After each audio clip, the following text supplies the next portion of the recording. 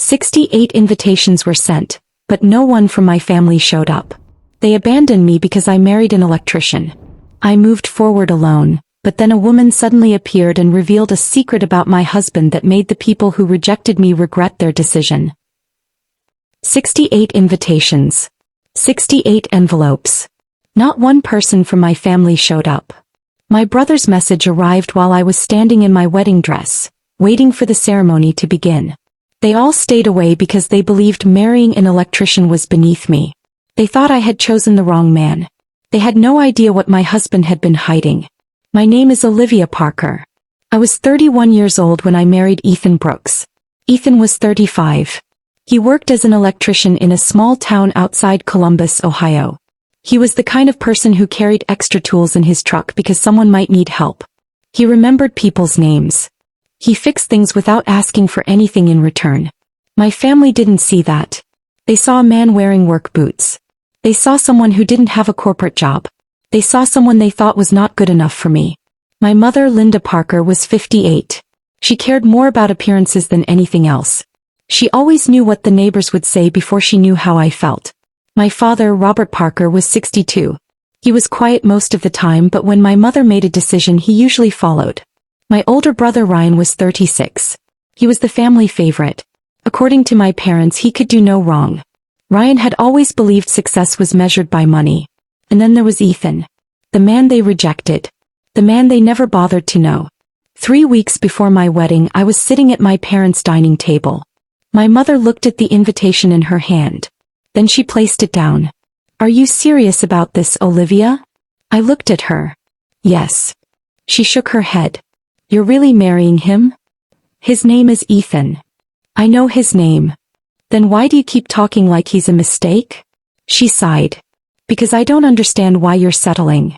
I stared at her. "Settling?" She pointed toward the invitation. "Olivia, you went to college. You have a good career. You could have found someone better." My father looked uncomfortable. "Linda." "No, Robert. Someone has to say it." I turned toward my mother. "What exactly is wrong with Ethan?" She paused. Then she said the one thing I never forgot. "He's an electrician." The room became quiet. I laughed once. Not because it was funny. Because I couldn't believe that was her reason. "You're judging him because of his job?" She crossed her arms. "I'm thinking about your future." "No. You're thinking about how my future looks to other people." She didn't answer. That was the answer. After that conversation, things got worse. My mother stopped helping with wedding plans. My brother Ryan barely responded to my messages. Then 2 weeks before the wedding, Ryan called me. "Olivia, we need to talk." I already knew it wouldn't be good. "What now?" He laughed. "You always assume the worst. Because lately I'm usually right." He ignored that. "Mom and Dad aren't coming." I stopped walking. "What?" "They don't want to be part of this." I felt my hand tighten around my phone. "They're skipping my wedding?" Ryan was quiet. Then he said, "They think you're making a mistake." I looked outside my apartment window. Cars were passing by. People were living normal lives.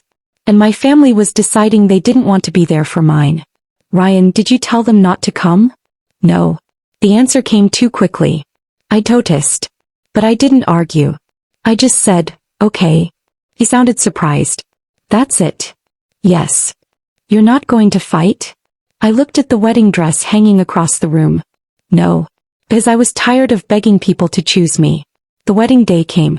68 invitations had been sent. My friends came. Ethan's family came. My coworkers came. But my family's seats were empty. 3 rows. Empty. I stood at the entrance of the venue. Ethan walked toward me.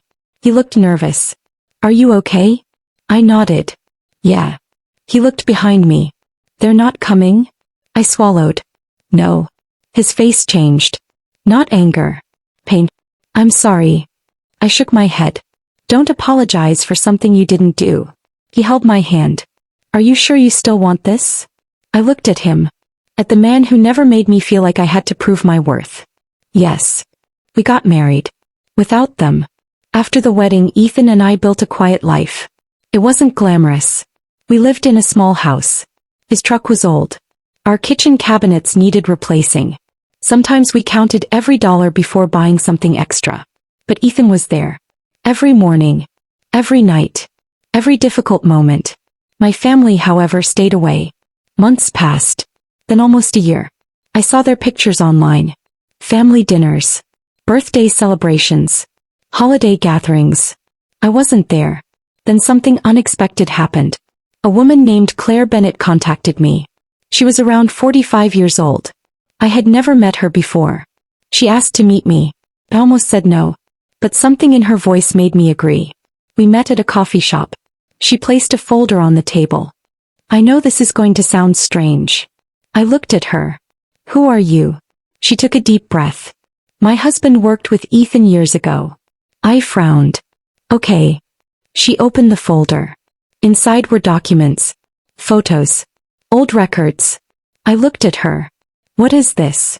She said quietly. Ethan isn't just an electrician. I didn't understand. What does that mean? She pointed at the papers. Before Ethan started working as a regular electrician, he owned a successful electrical contracting company. I stared at the documents. What? She nodded. He sold it several years ago. Why? She looked at me. Because of his father. I listened. Ethan's father had become seriously ill. Ethan sold his company to take care of him full-time. After his father passed away, Ethan never rebuilt the business. He went back to working with his hands. Not because he had to, because he liked helping people. I looked at the papers again. My family rejected him because they thought he was unsuccessful. They never knew he had already achieved everything they respected. But there was more. Claire pointed to another document. Your husband helped my family. I looked up. What? Years ago during a winter storm our house lost power. My daughter was sick. Ethan came out in the middle of the night and fixed everything. She smiled. He refused payment. I sat quietly. The man my family called ordinary was anything but ordinary. But I wasn't done. I wanted answers. Especially from Ryan. I contacted him. He answered after several rings. Olivia. We need to talk. He sounded nervous. About what? About Ethan. Silence. Then he said, why? That one word told me everything. You knew. What? You knew about Ethan. No, I didn't. I heard hesitation. Ryan. Another silence. Then he finally said, Mom found out. I closed my eyes. What? She knew Ethan had money before the wedding. I sat down. She knew. Yes. Then why did she say he wasn't good enough? Ryan didn't answer. Finally he said, because she wanted you to marry someone from her circle. I laughed quietly. So this was never about Ethan's job. No. It was about control. Ryan stayed silent. That was enough. I decided I was done staying quiet. A month later my family attended a charity event in town. I knew they would be there. I also knew Ethan would never expose himself. So I asked him first. Are you okay with this? He looked at me. Are you sure? I nodded. Yes. At the event my mother approached me. She looked uncomfortable. Olivia. Mom. She looked at Ethan. Then away. I heard you found out. I smiled. Found out what? She didn't answer. Ryan stepped closer. Can we not do this here? I looked around. People were talking. Laughing. Watching. I said, no. Because you were comfortable judging him in private. You should be comfortable hearing the truth in public. My mother's face changed. I took out the documents. Ethan wasn't good enough because he was an electrician? She said nothing. I continued. He owned a company. He gave it up to care for his father. He helped strangers without expecting anything. Ryan looked down. My father finally spoke. We didn't know. I looked at him. You didn't want to know. Nobody answered. Then Ethan stepped forward. I never wanted your approval. Everyone looked at him. I only wanted Olivia to be happy. That was the moment my father looked embarrassed. Not because Ethan had money. Because Ethan had character. A few weeks later my mother called me. She apologized. My father apologized too. Ryan never really did. But something happened that I didn't expect. Ethan received an offer from a major company to lead a new electrical division. He accepted. Not because he wanted to prove my family wrong. Because he was ready. Today I still think about those 68 invitations. 68 people were invited. My family chose not to come. They thought they were rejecting a man who worked with his hands. They didn't realize they were rejecting someone who had more kindness, patience, and strength than most people they admired. And the strangest part? The man they were embarrassed by became the person everyone wanted to know. I didn't need revenge. I just let the truth arrive.